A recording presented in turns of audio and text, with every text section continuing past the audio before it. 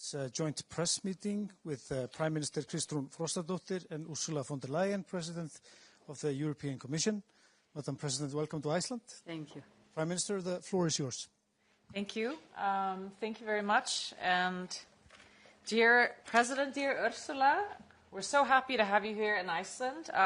We've had such a fantastic day here, and it's been very important for us to be able to show you how we live here in Iceland.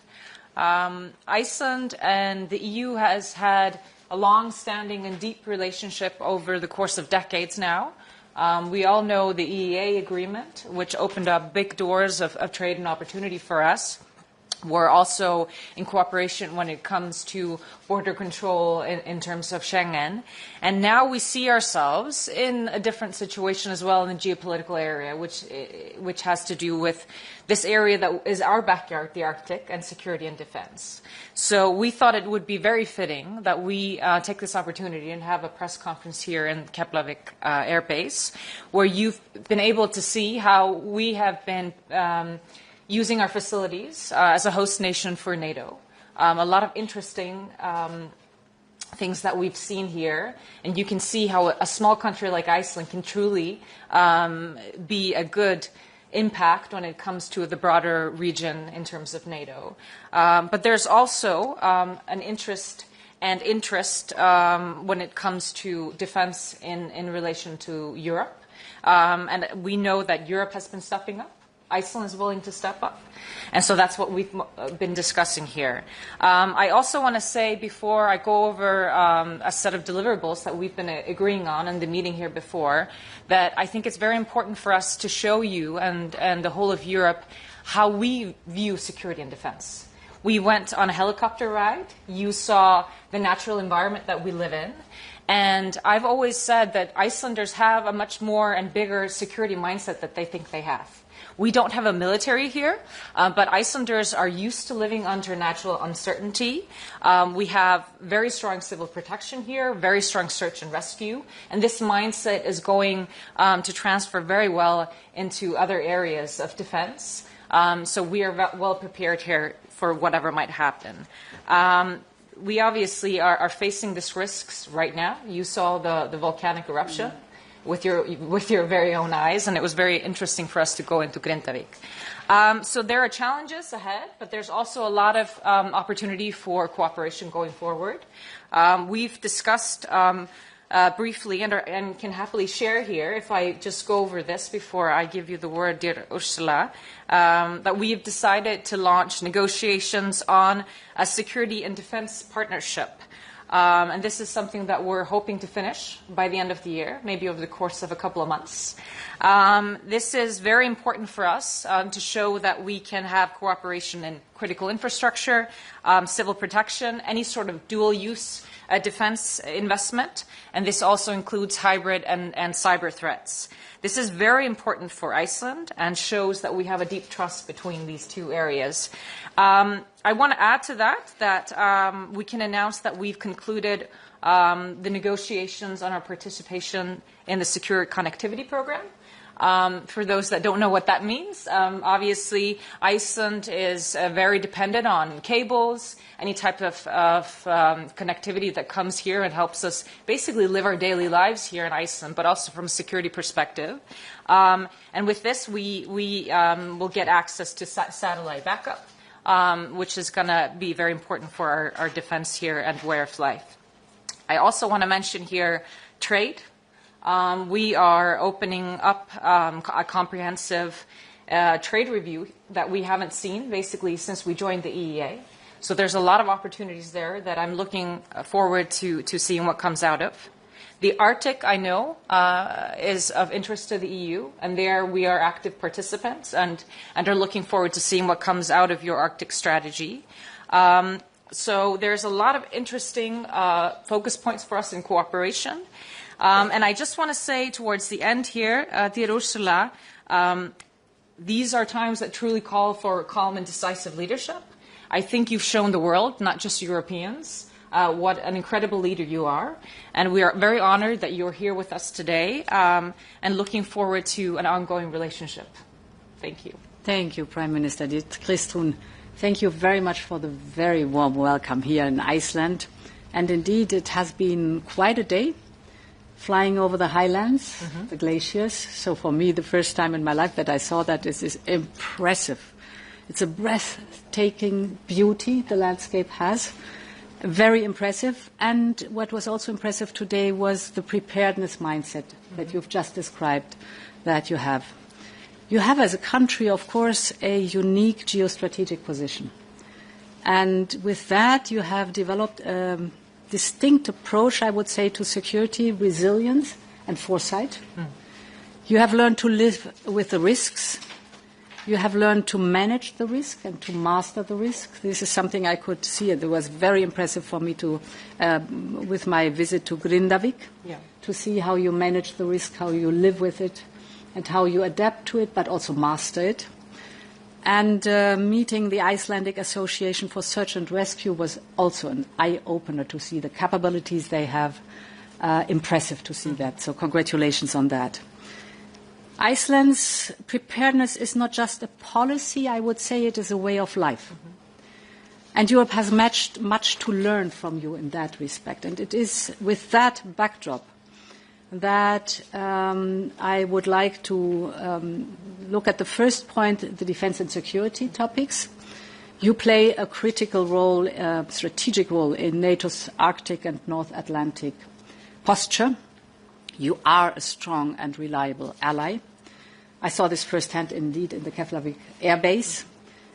Your preparedness model rests, as you told me, on two solid foundations. One is NATO membership, and the other one is the bilateral agreement with the United States. And now we try to strengthen and to add another layer to your security model, if I might call it that way. I'm very pleased also that we are launching the talks or the negotiations for a security and defense agreement. And like you, I'm sure we will be done in a few weeks or months. This partnership will bring Iceland into Europe's security and defense network too, in the wider sense that you have just described. It already counts 8 partners, including Norway, the UK, and Canada.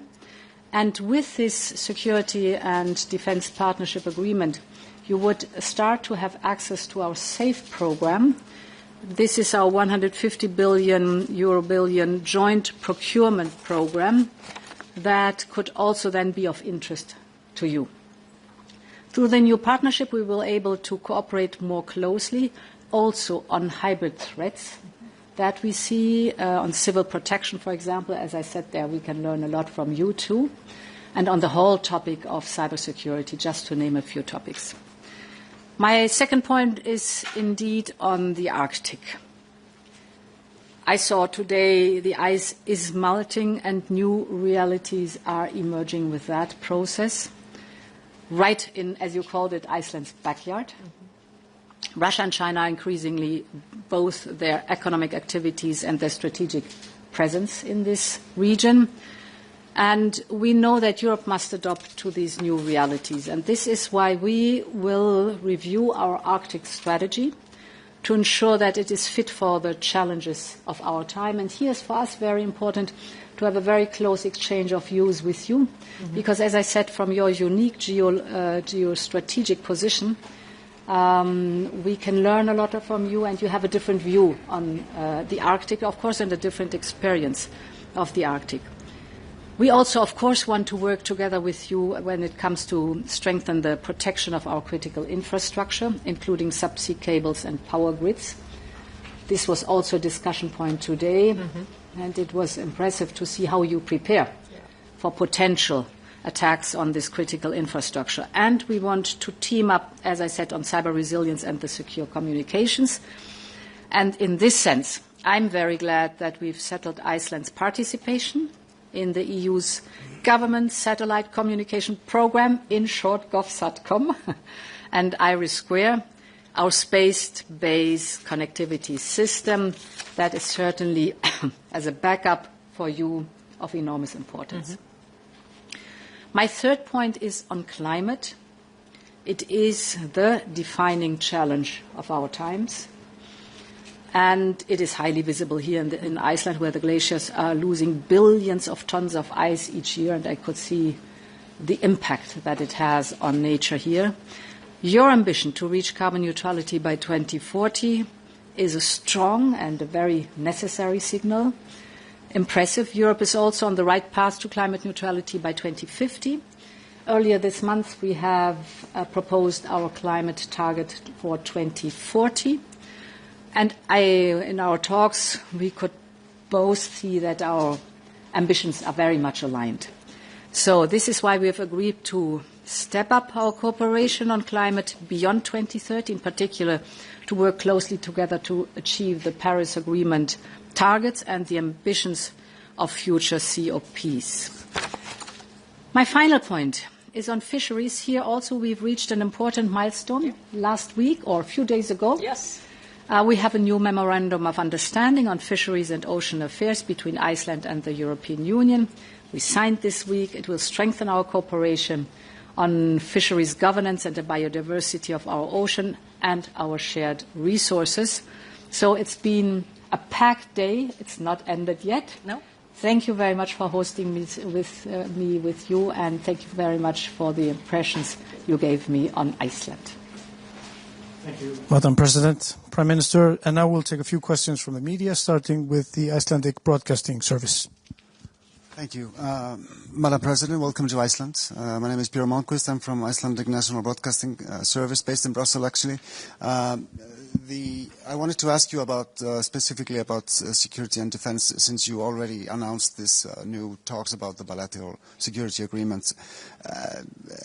In this context, the Icelandic government is planning a referendum about resuming the accession talks with the EU, and as you've said yourself on many occasions, enlargement of the EU now has a distinct geopolitical dimension because of Russia's full-scale invasion of Ukraine.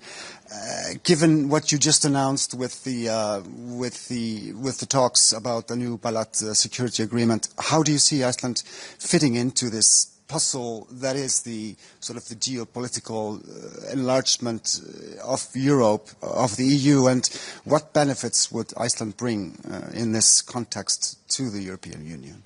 So very important is the decision on that is with the Icelandic people. Of course, the Icelandic people have to decide on how close we want to be and how to move forward. I think it is important to recall that Iceland's application to the European membership is still valid. That's very interesting. The country is well equipped to undertake this process. We have the EEA, so Iceland is familiar and integrated in the single market. Yeah. We share values. We know each other very well. We are like-minded. So we're close partners. We share the core values. All this is an asset. And I think, again, it is very important that the Icelandic people decide on how they want to shape their future. But I think listening to the two of us, you see how much we have in common, how much potential there is, untapped potential that we could develop. So this speaks for a very close partnership. Maybe I can just add on this. Obviously, we know a referendum on sort of reopening the talks is on the agenda. But I also want to say that we've, up until this point, had a very strong relationship, aside from that, with the EU. And this security and defense partnership is something that the European Union has done with Norway, with Canada, with other countries that are not members of the EU. But this just shows how well aligned that we are, that there are great opportunities going forward, and that this just further segments our relationship together. But we've obviously gone over the security dimension with Ursula, and also when we met with NATO leaders in Hague just a few weeks ago, of the position, the strategic position of Iceland, which is obviously, I would say, one of its biggest assets. And And you see here how we're able to build on that, that our facilities are the biggest thing that we bring to the table. This security and defense partnership would be another layer to what we already have with the U.S., with NATO. That's obviously always going to be the vital factor in our defenses here. But it's very important during these types of times in history that we broaden our scope and we have good allies everywhere. Thank you. And now news agency SÍN. Yes, hello, welcome to Iceland, Madam President. My name is Hallgerður Kolbrún Jónsdóttir. I'm a reporter at SÍN. You've seen in your visit now in Iceland how civil defense works in a crisis, and for the past few months Iceland's position as a key member of defense for NATO and Europe has been reiterated. How do you see Iceland's role in this defense, and how has it been watching key operators working today? And if I may, Kristrun, ask you about this trade agreement review, what are you mostly looking at? Did I get your question right? It's on civil protection. Yeah. Well, this is impressive what I learned and saw today. How wide the scope is, because you live at this place on the globe and you have to master all the risks. So we can learn a lot. You have a whole of society approach, very strong relying on voluntary input from each and everybody. I think this is one of the big strengths of your model.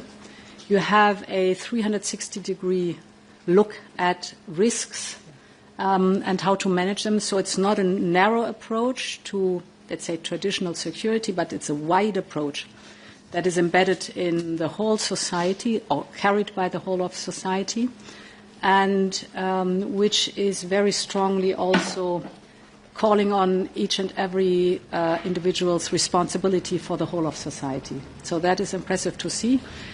On the other hand, it's highly modern what equipment is concerned, so that you're able to search and rescue in the widest sense, but also to protect yourself, protect, for example, your critical infrastructure. I learned about the exercises you're doing to protect the critical infrastructure, and so far that you're training what happens in case that a data cable, one of the crucial data cable, is being attacked severe and hurt severely. And by doing these exercises, you learn where the gaps are that you have to fill, but also where the strengths are that you have to multiply. Mm-hmm. So very impressive, and something, as I said, where we can learn from each other. Mm-hmm. Just before I go into the trade question very briefly, we have this saying in Iceland, glöggt gestsaugað, or sometimes an outsider's perspective makes you realize the grand scheme of things. And there's been a lot of discussions about security and defense in Europe now, especially, obviously in the U.S. as well, but Europe stepping up. Iceland has been a member of these discussions. And I think a lot of Icelanders feel like that this is something very far from us. Because we don't have a military. We haven't been active participants in that sense. But what you see is when this all comes together in a day like this is how prepared we are for a lot of the issues that are coming up, really, this resilience mindset, this preparedness mindset that Ursula is talking about. And I think sometimes Icelanders are not aware that this DNA that we have in us, it's not necessarily to be found everywhere, the way we think about being prepared. And so we will always be playing on our strengths when it comes to security and defense. There's not going to be a change in how we address those. And that's why it's so important for us to be able to show the president how we do things. Just briefly on trade, we obviously are part of the EEA, but we don't have full market access when it comes to the products, and so we have tariffs and there are some market barriers. This is something that we're going to be looking into. This is a big change for us, or could be a big change if we see opportunities there, because this review hasn't taken place since we joined the EEA. We obviously have things that we specifically want to discuss. I can point here for Icelanders, for example, fish, the access of seafood and those types of products into the EU. But this is obviously still something that has not been discussed. We're just open to having these negotiations, and I see great opportunities on that end. But this dialogue is just starting. Thank you. And the final question from Morgunblaðið. Madam President, my name is Herman from the Daily Morning Paper. The Icelandic government plans to apply for EU membership for the second time and already seeks alignment with the community in foreign policy and other areas. However, one of the coalition parties is against joining the EU, as are all the opposition parties. Doesn't that make any accession talks moot if there isn't a parliamentary majority for joining? And if I may add, I would like to ask why you insisted that the media send the questions in writing a day before the press conference. Are you unable to answer unscripted questions? So the last part of your question is not known to me. The first part of your question, it's a sovereign decision that the Icelandic people take here. So it is dependent on the policies and the discussions in Iceland. So it's not a topic for me to comment on. I mean, I can comment on this briefly, and I think the way Ursula is answering this question is very emblematic of how the EU is approaching these types of topics. They know this is a sovereign decision. We have said that the referendum is not now on joining the EU, it's whether we go for these talks again. This is going to take up some oxygen in our system, but we think it's well worth it. We, however, want to get a mandate from the Icelandic public. All three coalition parties agree that we should have this referendum, and this third party that you're referring to wants to respect whatever decision comes out of that referendum, like every other party in this coalition. I will respect whether it's a yes or a no, and the other coalition parties will respect whether it's a yes or no. So at this point, this is where we're at. We will see what comes out of the referendum. I think that is the ultimate mandate, I will say, that we get the people to say what their thoughts are on this matter. And like I said, we have a willingness that is very clear within the coalition that we will respect whatever comes out of this referendum. Thank you. And with that, we conclude this press meeting. Thank you. Tack fyrir.